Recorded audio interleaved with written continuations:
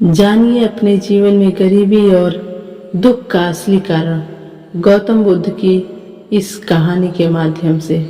नमस्कार दोस्तों, आज फिर मैं आपके लिए ज्ञान से भरी एक कहानी लेकर आई हूँ। ये कहानी है गौतम बुद्ध और एक दुखी भिखारी के बीच की। बुद्ध की ये कहानी जिससे जीवन का बहुत अच्छा ज्ञान मिलता है। आइए जानते हैं इस कहानी को। एक बार महात्मा बुद्ध एक गांव में अपने शिष्यों सहित घने पेड़ की छांव के नीचे बैठे थे। आसपास के गांवों से बहुत से लोग अपनी मानसिक समस्याएं लेकर महात्मा बुद्ध के पास आए थे। महात्मा बुद्ध उन सब की मानसिक परेशानियों का समाधान देते। सब लोग खुशी खुशी अपनी समस्याओं का समाधान पाकर वहां से लौट रहे थे। वहीं से कुछ दूर बैठा लोगों को बुद्ध के पास जाते देख एक दुखी भिखारी अपने भाग्य को कोसता हुआ यही सोचने लगा कि अभी कुछ देर पहले तो ये लोग दुखी मन से मुंह लटकाए उन महात्मा के पास गए थे और अब इतना खुश होकर कैसे वापस लौट रहे हैं। आखिर माजरा क्या है? जरा मैं भी जाकर देखूं कि वे महात्मा ऐसा कौन सा खजाना बांट रहा है। इन लोगों को वे इतने प्रसन्न हुए कि उनके चेहरे लाल हो गए। जब वे दुखी भिखारी कुछ नजदीक गए तो उसने देखा कि ये महात्मा तो लोगों को प्रवचन देकर लोगों के दुख का निवारण कर रहे हैं। यह देखकर भिखारी के मन में भी तीव्र इच्छा हुई कि क्यों ना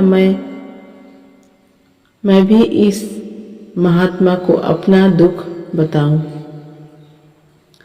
मुझे भी अपने दुख का समाधान अवश्य मिलेगा। बस फिर क्या था, समाधान पाने की लालसा लिए भिखारी महात्मा बुद्ध के सामने पहुंचा और हाथ जोड़कर प्रणाम करते हुए बोला, हे महात्मा, मैं भी लोगों की मदद करना चाहता हूँ। मुझे लोगों की मदद करने की इच्छा होती है, लेकिन मैं कैसे मदद कर सकता हूँ? मैं बहुत गरीब हूँ। मेरे पास ना तो पैसे हैं और ना ही कोई ऐसी चीज जिससे मैं किसी की मदद कर सकूं। मैं कोशिश करने पर भी किसी की मदद नहीं कर सकता। मुझे भगवान ने इतने गरीब क्यों बनाया? हे महात्मा, मुझ पर कुछ कृपा करो। इतना बोलते हुए भिखारी रोने लगा।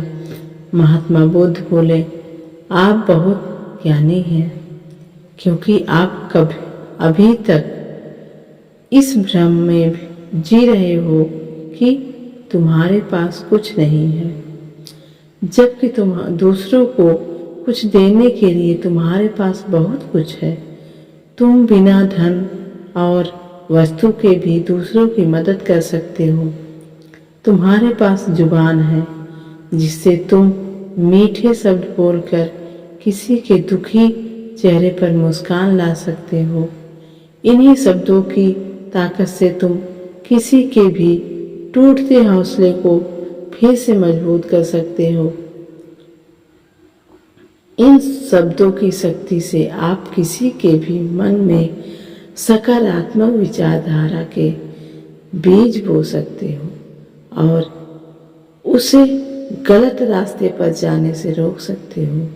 तुम्हारे दो हाथों से किसी भी कमजोर या लाचार व्यक्ति की सहायता कर सकते हो।